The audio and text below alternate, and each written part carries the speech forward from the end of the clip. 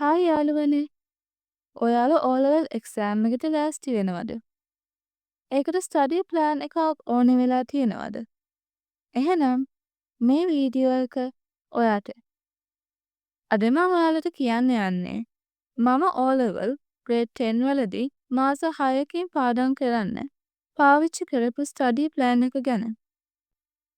පළවෙනියෙන්ම ඔයා ඔයාගේ සිලබස් එක ගැන දැනගන්න. එක සබ්ජෙක්ට් එකක කන්ටෙන්ට් එකයි ප්‍රමාණයයි දැනගන්න. ඔයා පාඩම් කරන සබ්ජෙක්ට්ස් 9ම වෙන් කරන්න. ඔයාට අමාරුයි කියන සබ්ජෙක්ට්ස්, ලේසි කියන සබ්ජෙක්ට්ස්, සාමාන්‍යයෙන් පුළුවන් හැබැයි පාඩම් කරන්න ඕනේ ඒවා කියලා.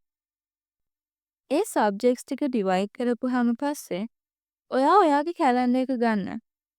O level exam එක වෙනකන් දින ටික මාක් කරන්න.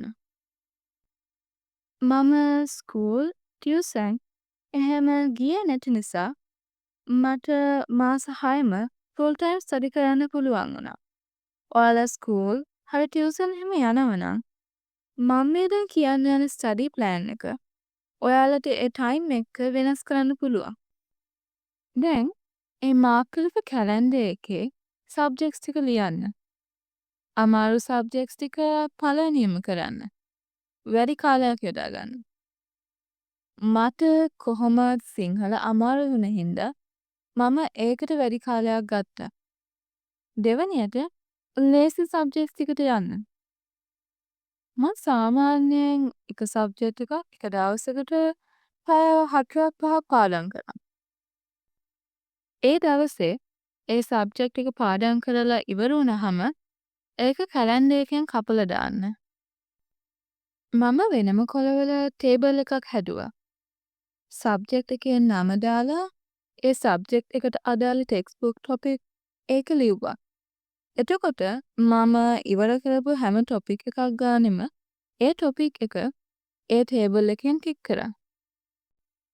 මම පාඩම් කරද්දි හැම සබ්ජෙක්ට් එකකටම නෝට් එකක් තියාගත්තා. බුද්දිසම්, ඉංග්‍රීසි, IELTS කැටගරි 1 වලින් සිලෙක්ට් කරපු ෆ්‍රෙන්ච් වගේ සබ්ජෙක්ට්ස් වලට ටෙක්ස්ට් බුක් එක කියවගෙන යද්දි ස්ටිකි නෝට්ස් හැදුවා. ඒවා අන්තිමට පාඩම් කරා. සිංහල කැටගරි 2 ලිටරචර් වලට මයින්ඩ් මැප්ස් හැදුවා. හිස්ටරි, සයන්ස් කැටගරි 3 IT වගේ සබ්ජෙක්ට්ස් වලට සෙපරේට් පොත් වල ෂෝට් නෝට්ස් හැදුවා. මැත්ස් වගේ ප්‍රැක්ටිකල් සබ්ජෙක්ට් වලට මම ටෙක්ස්ට් බුක් එකේ තියෙන හැම ප්‍රශ්නයක්ම කරා. ඒක එක්කම මම අමතර ප්‍රශ්න හොයාගෙනත් කරා. මට අමාරු වුණ ලෙසන්ස් මම YouTube වීඩියෝස් වලින් ඉගෙන ගත්තා. මේකට මට ලොකු හෙල්ප් එකක් කළේ DP Education. මේක මාකටිං එකක් නෙවෙයි. හැබැයි මම ටියුෂන් ගියේ නැති නිසා ඒ channel එක මට ලොකු හෙල්ප් එකක් වුණා. මේක ඔයාට ඔයාගේ සබ්ජෙක්ට්ස් අනුව වෙනස් කරන්න පුළුවන්. ඔයාට අමාරුයි, ලේසි සබ්ජෙක්ට්ස් වලට අනුව පාඩම් කරන්න පුළුවන් වෙලාවත් එක්ක ඒක චේන්ජ් කරන්න. ඔය විදිහට තමයි මම පාඩම් කළේ. ඉතින් මට හරියට මේ විදිහට පාඩම් කරපු නිසා සිලබස් එක මාසයට කලින් ඉවර කරන්න පුළුවන් වුණා.